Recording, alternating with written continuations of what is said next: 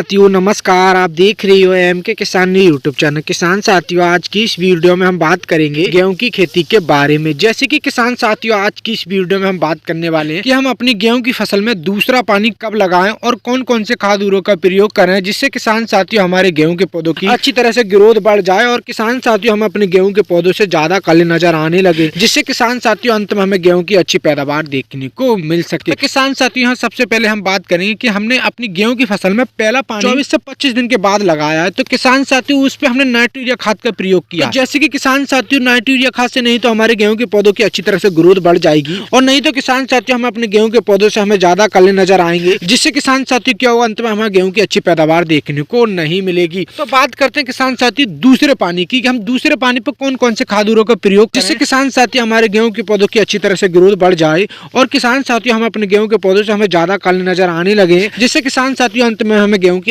अच्छी पैदावार देखने को मिल सके। तो जैसे कि किसान साथियों, आपने पहला पानी 24 से 25 दिन के बाद लगाया, तो किसान साथियों जो हम दूसरा पानी लगाते हैं वो किसान साथियों हमें 40 से 45 दिन के बीच में ही प्रयोग कर लेना चाहिए, क्योंकि किसान साथियों जो स्टेज हमारी 40 से 45 दिन की होती है गेहूं की, किसान साथियों वो बहुत ही महत्वपूर्ण मानी जाती है। इसी स्टेज में किसान साथियों क्या होता है, हमारे गेहूं के पौधों की अच्छी तरह से ग्रोथ बढ़ती है और किसान साथियों हमारे गेहूं के पौधों से हमें ज्यादा कल्ले नजर आने लगते हैं, कि हमारे गेहूं का फुटाव अच्छी तरीके से होने लगता है। तो किसान साथियों अगर इस स्टेज में हम ध्यान नहीं देते तो किसान साथियों क्या होता है कि अंत में हमें गेहूं की अच्छी पैदावार देखने को नहीं मिलती है। तो किसान साथियों इस स्टेज में हम दूसरा पानी लगाते हैं। तो कैसे कि किसान साथियों दूसरे पानी पर हम कौन कौन से खाद उर्वरक का प्रयोग करें, तो जैसे कि किसान साथियों जो हमने नाइट्रो यूरिया खाद लिया है, किसान साथियों इसे ले लेते हैं 45 से 40 किलो, यानी कि 40 से 45 किलो प्रति एकड़ के हिसाब से ले लेते हैं। जैसे कि किसान साथियों हमारे पौधों के लिए पोषक तत्व की जरूरत है। किसान साथियों जैसे कि हमने जो नाइट्रो यूरिया खाद लिया, इससे नहीं तो हमारे गेहूं के पौधों की अच्छी तरह से ग्रोथ बढ़ेगी और नहीं तो हमारे गेहूं के पौधों में ज्यादा फुटाव आएगा। तो किसान साथियों एक हमें पोषक तत्व लेना चाहिए, यानी कि एक पोषक तत्व खाद आता है किसान साथियों, उसको ले लेना चाहिए। तो किसान साथियों पोषक तत्व खाद की बात करें तो किसान साथियों एक हमारी इप्पो कंपनी की सागरिका या फिर किसान साथियों एक हमारी बायोवीटा आती है। किसान साथियों इन दोनों खादों में से एक खाद का हम प्रयोग कर लेते हैं ना, तो किसान साथियों क्या होता है कि हमारे पौधे के लिए कोई भी पोषक तत्व की जरूरत होती तो किसान साथियों वो पूर्ति हो जाती है और किसान साथियों जैसे कि हमारे गेहूं में पीलापन है वो भी दूर हो जाएगा और किसान साथियों हमारे गेहूं के पौधों की ग्रोथ भी अच्छी तरीके से बढ़ने लगती है और हमारे गेहूं के पौधों से हमें ज्यादा काले नजर आने लगते हैं, जिससे किसान साथियों हमारे गेहूं में अच्छा फुटाव होता है। तो किसान साथियों अंत में क्या होता है कि हमारी वालियां भी ज्यादा बनेंगी,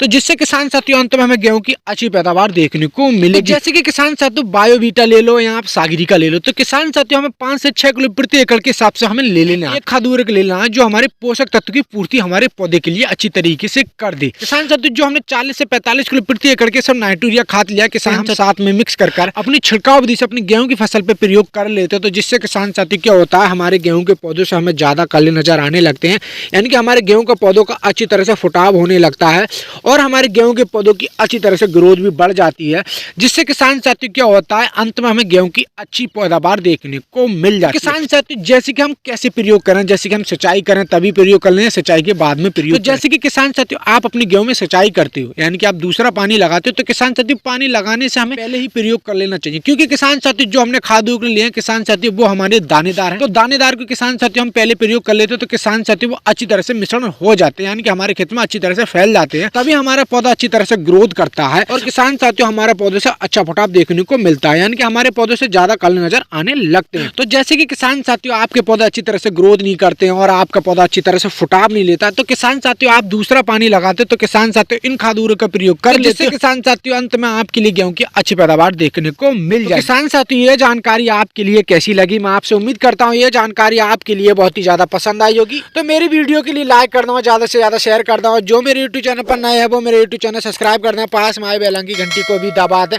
ताकि आने वाली हर वीडियो की नोटिफिकेशन आपके लिए पहले से पहले मिल जाए। किसान साथियों आगे मिलते हैं एक नई वीडियो में। नमस्कार किसान साथियों।